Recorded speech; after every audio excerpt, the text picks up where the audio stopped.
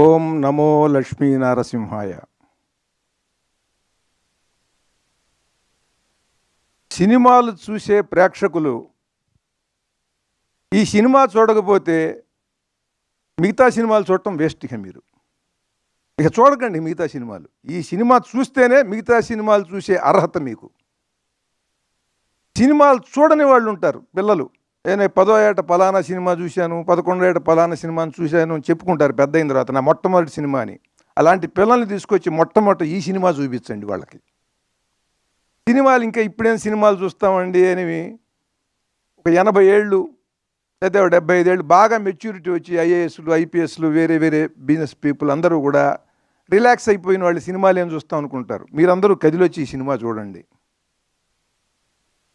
Sex, violence ఈ రెండిటి మీద ఆధారపడినటువంటి సినిమాలు నడుస్తున్నాయి ప్రపంచవ్యాప్తంగా. మన దేశం కాదు, మన భాష కాదు. సెక్స్ ఎప్పుడు చేయాలి అనేది ఎవరికన్నా తెలుసా? ఎలా చేయాలి అనేది మీరు యూట్యూబ్లోకి వెళ్తే బోర్డంత ఉంటుందండి. ఎప్పుడు చేయాలి, ఎప్పుడు చేస్తే ఏ రకమైన రిజల్ట్ ఉంటుంది అనేది ఎవరికన్నా తెలుసా? అక్కడ తీసుకున్నాడండి ఆ డైరెక్టర్ గారు. ఇవాళ ప్రపంచానికి ఏం కావాలో, స్త్రీ పురుషుల మనోభావాల యొక్క ప్రభావం గర్భవతి మీద ఎలా ఉంటుంది, లోపల ఉండేటువంటి శిశువు మీద ఎలా ఉంటుంది అనేటువంటిది అది మూలం. నరసింహస్వామి కథ దాని మూలం అక్కడ ఎత్తుకున్నటువంటి ఆ మహానుభావుడు అండి ఆ డైరెక్టరు. సెక్స్ అనేటువంటిది సృష్టికి మూలం. అందరికీ కావాలి అది. అందరూ ఆరాటపడతారు. ఆ ఆరాటపడటంలో తొందరపడితే సమయం కాని సమయంలో గనక అలా చేస్తే ఎటువంటి విపరీత పరిణామం మొదలవుతుందో, ప్రపంచానికి ఎటువంటి విధ్వంసాన్ని సృష్టించేటువంటి వాడు జన్మిస్తాడో అది చెప్పి, అలా జరగటం వల్ల ఇలాంటి వాడు పుట్టాడు అని చెప్పి అక్కడి నుంచి ఆ కథని మహాద్భుతంగా నడిపించాడండి ఆ దర్శకుడు. సినిమాలు చూస్తే మనం అందరం కూడా టెర్మినేటర్ 2 ఆహా ఓహో అద్భుతం అంటాం. ఏమిటా టెర్మినేటర్ 2? పరమాద్భుతంగా తీశాడు జేమ్స్ కెమెరాన్. ఎంత భక్త ప్రహ్లాదుడు నరసింహస్వామి కథలో 1% టెర్మినేటర్ 2 అనేది. ఒక పిల్లవాడిని రక్షించడం కోసం ఆర్నాల్డ్ ష్వార్జ్నెగర్ వస్తాడు, ఒక రోబో. వాడిని చంపడానికి ఇంకో విలన్ రోబో వస్తాడు. కానీ దాంట్లో సెంటిమెంట్ ఏముందండి? పిల్లవాడిని ప్రొటెక్ట్ చేయటం అదొక్కటే సెంటిమెంటు. కానీ ఆ పిల్లవాడిని చంపడానికి ఎవడో వస్తున్నాడు. కానీ ఇక్కడ సొంత కుమారుడు, తనకి పుట్టినటువంటి వాడిని అంత భయంకరుడైన అరివీర భయంకరుడు, ప్రపంచంలోనే పెద్ద విలను, ప్రపంచానికి విలనైన వాడు తన కుమారుణ్ణి చంపటమే ఈ స్టోరీ అండి. ఇట్లాంటి స్టోరీ ఎక్కడన్నా ఉంటుందా? ఈ భూమి మీద ఎటువంటి స్టోరీ ఉందా? కేవలం భారతీయ పురాణ కథల్లో మాత్రమే ఉంటుంది. దాన్ని పట్టుకుని ఆ దర్శకుడు పరమాద్భుతంగా ఆయన చిత్రీకరించాడు. తన కుమారుణ్ణి ప్రపంచంలో త్రిలోకాలని జయించేటువంటి ఒక మహావీరుడు, రాక్షసుడు తన పసివాడిని చంపలేకపోతున్నాడండి. అది సబ్జెక్ట్ అండి. అట్లాంటి సబ్జెక్ట్ ఎవడన్నా రాయగలడా? అట్లాంటి సబ్జెక్ట్ రాసి ఉన్నది. దాన్ని ఇవాళ ఎలా దాన్ని పిక్చరైజ్ చేయాలి, ఆ సబ్జెక్ట్ని ఎలా జనానికి చెప్పాలి అని అద్భుతంగా చెప్పాడు ఆయన. తర్వాత భూదేవిని ఆయన అద్భుతంగా చూపించాడండి. ఎంత మనోహరంగా, ఎంత సుందరంగా ఉన్నదంటే భూదేవి క్యారెక్టరు, గ్రాఫిక్స్లో, యానిమేషన్లో ఆ భూదేవి యొక్క సౌందర్యం ఏమిటి, ఆవిడ యొక్క తత్వం ఏమిటి, క్యారెక్టరైజేషన్ ఏమిటి అనేది ఆవిడ యొక్క లక్షణాల్లోనే చూపించాడు ఆయన. హిరణ్యాక్షుడు, అలాగే హిరణ్యాక్షుడిని చంపినటువంటి వరాహస్వామి, ఆ ఫైట్ మామూలు పరమాద్భుతం. అది పందిని సహజంగా మనం అందరం కూడా నిందించడానికి ఉపయోగపెడతాం. అరే వెధ పంది పోరా అని. ఇవాళ ఎవరన్నా పంది అని నిందించాలంటే భయపడతామండి. ఈ వరాహస్వామిని చూసిన తర్వాత అంత భక్తిభావం కలుగుతుంది. అంత పరమాద్భుతంగా చిత్రీకరించాడు ఆయన. అసలు ఆ ఫైట్స్, ఆ విజువల్స్, దానికి సింక్ అయినటువంటి ఆర్ఆర్ మహాద్భుతం, పరమాద్భుతం. దివ్యాద్భుతం. ఇది డివైన్ వండర్. ఈ ఫిలిం అందరి ఊహకే అందదు. 1000 కోట్ల రూపాయల బడ్జెట్ ఇచ్చిన ఒక దర్శకుడు ఇట్లాంటి సినిమా చేయలేడు. దానికి లోపల నుంచి పుట్టాలి. జన్మ సంస్కారానికి తోడు జీవితంలో తప్పించాలి ఒక కళ కోసం. అలా కళ కోసం తప్పించి ఆ నరసింహస్వామి కథని ఆస్వాదించి భారతీయ పురాణ కథల్ని, ఇతిహాసాల కథల్ని బాగా అర్థం చేసుకుని తీసినటువంటి సినిమా ఇది. నరసింహస్వామి ఫైట్ ఉంటుంది. అటువంటి ఫైట్ మనం ఎక్కడా చూడమండి. ఎంటర్ ది డ్రాగన్లో చూసినటువంటి ఫైట్స్ మనందరి హృదయాల్లో ఉన్నాయి. పెద్దవాళ్ళు కానీ, ఇవాళ ఈ తరం వాళ్ళు కానీ, ఆ ఫైట్స్ వాటి వ్యవహారం వేరు. ఈ ఫైట్స్లో ఇవన్నీ కూడా భూమి మీద జరిగేటువంటి ఫైట్స్ అవన్నీ మిగతా సినిమాల్లో. ఇది అలా కాదు. ఇది లోకాతీతమైనటువంటి శక్తి, లోకాలను జయించేటువంటి శక్తి. ఆ రెండింటి మధ్యన ఉండేటువంటి ఆ హీరో, ఆ విలన్, వాటి మధ్యన ఉన్నటువంటి ఆ ఫైట్ని ఆయన తీశాడండి. జ్వాలా నరసింహుడుగా ఎలా ఫైట్ చేశాడు, యోగ నరసింహుడుగా ఎలా ఫైట్ చేశాడు. యోగ నరసింహుడు అంటే మనం తిరుపతి వెళ్ళినప్పుడు ఆ హుండీకి పక్కన ఉంటుంది, చందనం అది అరగదీస్తుంటారు, మనందరికీ తెలుస్తుంది ఆ విషయం. ఆ యోగ నరసింహుడి ఫైట్ ఏమిటి? హిరణ్యకశిపుడు నరసింహస్వామిని తోసేస్తే వెళ్ళి ఎక్కడో పడ్డాడు అన్నట్టుగా ఒక షాట్ చూపించాడు. ఎక్కడో పడలా. వాడు ఇలా చూస్తే వాడు ఇలా పెట్టి ఈ చిటికిన వేలి మీద లేచి శీర్షాసనం వేశాడండి. అట్లా ఒక పర్వతం ఏదో అలా తలకిందులుగా నిలబడ్డట్టుగా అలా చూస్తే అసలు అక్కడ ఆ రికార్డింగ్ కానీ, ఆ తీసిన షాట్ కానీ ఒక్కసారి గుండెలకి ఎటువంటి అనుభూతిని కలిగిస్తుందంటే ధైర్యాన్ని, భయాన్ని రెండింటినీ ఒకేసారి కలిగిస్తుందండి. ధైర్యాన్ని, భయాన్ని రెండింటినీ ఏకకాలంలో కలిగించేటువంటి ఆ చిత్రీకరణ అసాధ్యం అన్నమాట. దాంట్లో ఆ యోగ నరసింహుడి ఆ భంగిమ చూస్తే ఎంత అద్భుతంగా ఉందంటే అంత అద్భుతంగా ఉంది. 10 మంది రాక్షసులు మహాబలశాలులు ఉంటే వాళ్ళ మధ్య నుంచి మెరుపులాగా వెళ్ళిపోయాడు. ఆ షాటు మహాద్భుతం. వాళ్ళ పక్క నుంచి వాళ్ళకు నరుక్కుంటూ వెళ్ళటం కాదు, ఒక కత్తి పట్టుకుని నరుక్కుంటూ వెళ్ళటం కాదండి, వాళ్ళ మధ్య నుంచి అలా మెరిసినట్టుగా వెళ్ళిపోయాడు. షాటు చూస్తే వాళ్ళు తెగి నిలువున నరికేసినట్టుగా ముక్కలు ముక్కలుగా పడిపోయారండి. ఏమిటంటే నఖాయుధుడు, గోళ్లే ఆయుధం ఆయనకి. ఆ వెళ్ళిన మెరుపు వేగంతోనే వాళ్ళని సంహరించేశాడు. ఆ జ్వాలా నరసింహుడు అంటే ఏమిటి? ఆ మెరుపు వేగంతో ఎలా చంపాడు. ఆ యోగ నరసింహుడు అంటే ఏమిటంటే వీడు కొడితే వీడు పడిపోతాడా, అలా చిటికెన వేలి మీద అలా పెట్టి అలా శీర్షాసనం వేశాడు యోగ నరసింహుడుగా. పైగా వాడు హఠయోగి, అంటే మొండి పట్టుదల ఉండేవాడు. నరసింహస్వామి స్తోత్రాలలో, నరసింహ పురాణంలో, ఇతరేతర అట్లాగే పోతన రాసినటువంటి ప్రహ్లాద చరిత్రలో, నరసింహస్వామి ఆవిర్భావ ఘట్టంలో, వీటన్నిటిలో కూడా అంటే యాదగిరిగుట్ట నరసింహస్వామిని వర్ణిస్తూ మహాద్భుతమైన శ్రద్ధా శ్లోకాలు ఉన్నాయి. వాటన్నిటిలో నరసింహస్వామిని చూసి ఒక కవిగా ఎట్లా అయితే నేను ఊహించుకున్నానో ఆ ఊహలు అలా అలా అలా ఉంటాయి. ఆ శ్లోకం మేరకు అలా ఉంటాయి, ఆ ఘట్టం మేరకు. కానీ వీటన్నిటినీ కూడా ఒక సమాహారంగా అద్భుతమైనటువంటి ఒక స్క్రీన్ ప్లేతో ఆ క్యారెక్టరైజేషన్ని చాలా పరమాద్భుతంగా, లోకోత్తరమైనటువంటి ఫైటింగ్, మామూలు ఫైటింగ్ కాదు. పోనీ అక్కడ ఏమన్నా ఆర్టిస్టులు ఉన్నారా? లేరు, బొమ్మలవి.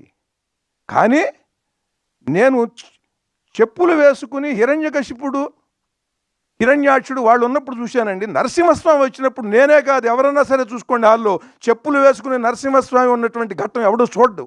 చెప్పులు విడిచేస్తాడండి ఎవడన్నా సరే. వాడు హిందువు అయితే, భారతీయుడైతే వాడు చెప్పులు వదులుతాడండి. చెప్పులు వేసుకుని ఈ సినిమా చూడలేరండి ఎవరు కూడా.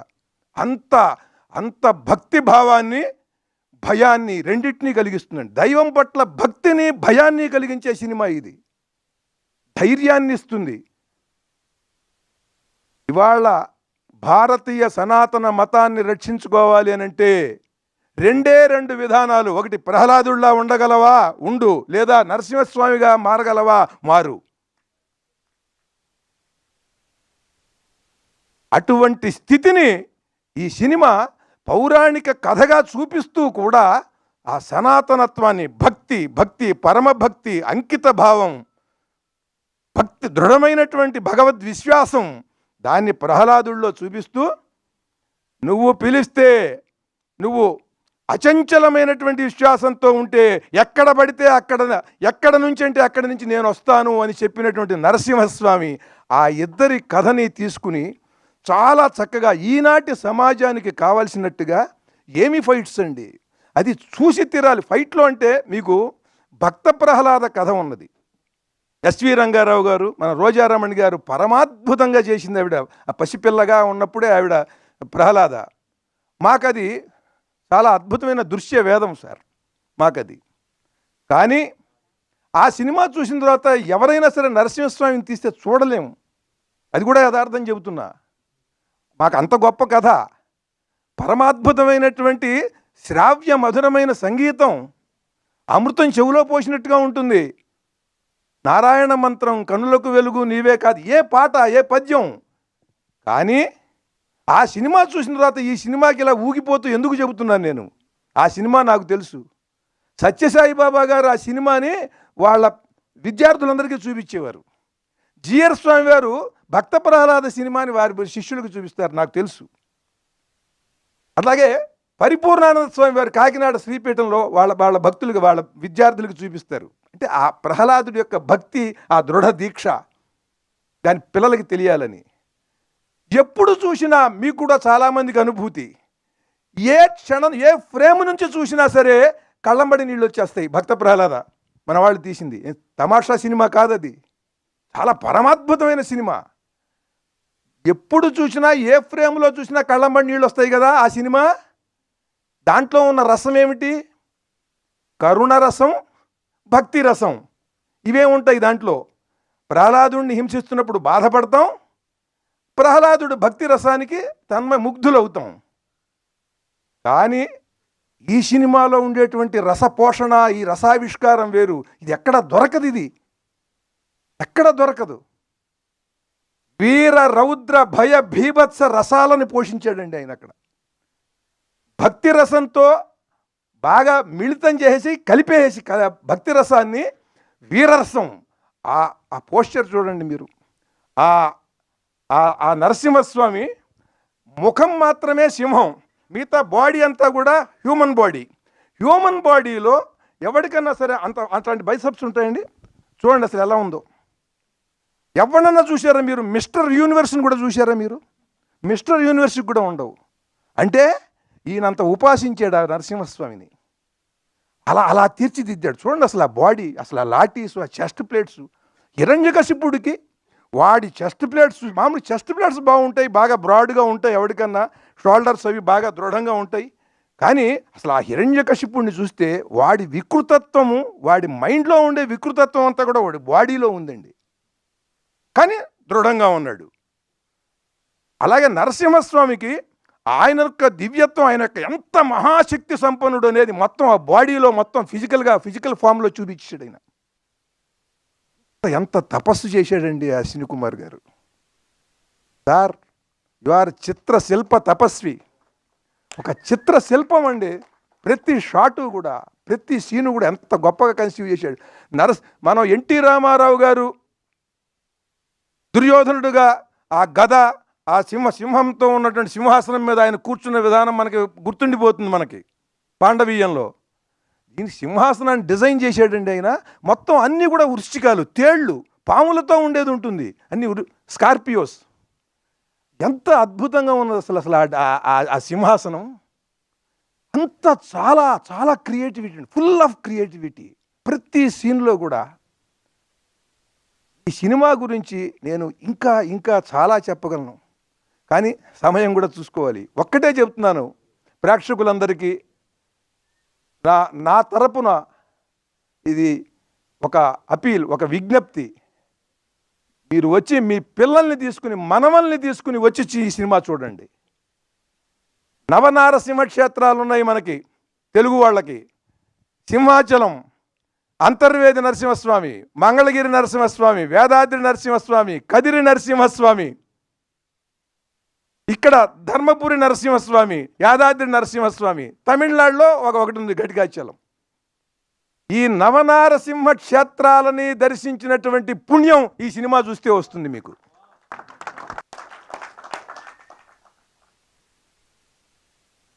మీ పిల్లలు ఎలా ఉండాలో, ధర్మబద్ధంగా ఎంత దృఢంగా ఉండాలో, ఒక దేశం గురించి కానీ, ఒక సత్యసంధుడి గురించి కానీ, ఒక ధర్మం కోసం పాటుపడేవాడి గురించి కానీ తెలుసుకుని వాడి పట్ల విశ్వాసంతో ఎటువంటి అభిమానాన్ని కలిగి ఉండాలనేది ఈ ప్రహ్లాదుడి చరిత్ర చూస్తే తెలుస్తుంది.